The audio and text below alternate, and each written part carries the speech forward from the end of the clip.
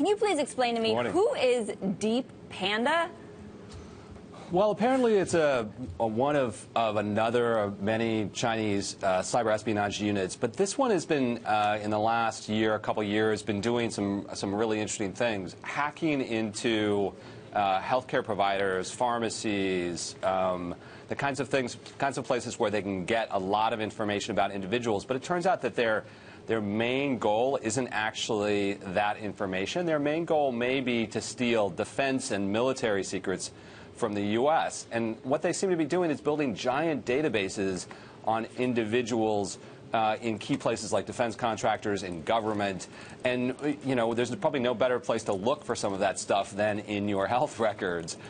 So this may be just a giant espionage game where they're looking for information they can use to either get into people's computers who are in sensitive places, or in fact even a step further, which is just old-fashioned human espionage and try and blackmail or use the information for other ways. Mike, you've always been so good at explaining the mechanics of how these hacks work. Was this hack, so far as we know, a particularly sophisticated one, or did Anthem just not protect itself very well?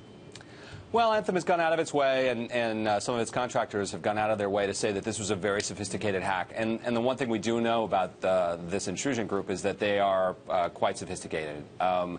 And you know, that can mean lots of things. One of the things that seems to be coming out, though, is that the way that Anthem stored all of this data, you can increasingly the state of the art is to take data that's resting, sitting in servers, and keep it encrypted, especially data like Social Security numbers.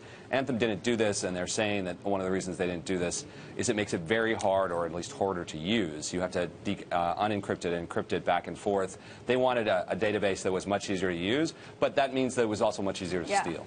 That may be the case, but I'm sure a lot of Americans are waking up this morning to the knowledge that their Social Security numbers weren't encrypted and are very concerned and trying to figure out exactly what is going on. Absolutely. Mike, what can you tell us about how far along the investigation is? So it looks like this started before this latest incident in Anthem. How far have U.S. investigators gotten? So in the particular Anthem case, they seem to have discovered the data leaving their network last Thursday, so we're still in really early days. They called the FBI, and they brought in an expert consultant group almost immediately.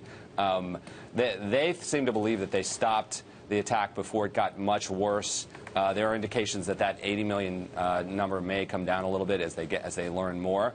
But they could also learn that the hackers had been in much longer. They could learn that they had access to different kinds of data. It's like we are early days in this.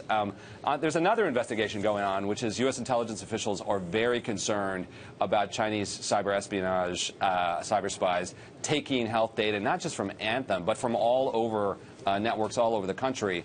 And there's a larger U.S. intelligence investigation about what is going on. How are they using this data? What is it for? Do they have to really be worried about espionage efforts using this data down the road? Mike, for the last couple of years, federal officials have been frustrated that companies take so long to share news of these breaches. It makes their jobs more difficult to coordinate a response. Where are we right now in getting companies to be more upfront about what's happened to them?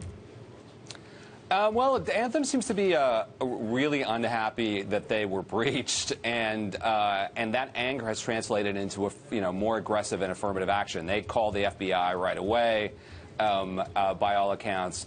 I think, after Sony, you're seeing more and more companies who are just pissed off and who are a little bit more willing to step up. Now, in Anthem's case, because they lost Social Security numbers and a whole lot of other stuff, there were U.S. regulatory requirements that they report this. But they do seem to have tried to get in front of this as quickly as they can. Mike, we'll leave it there, but actually just a very quick question. Do we have any idea, did we name them Deep Panda, or do they call themselves Deep Panda? Because that's the name of Brendan Greeley's band. Deep Panda is the name given to it by a security company called CrowdStrike. It's got other names given by other companies, but that's just the most evocative one, Deep Panda.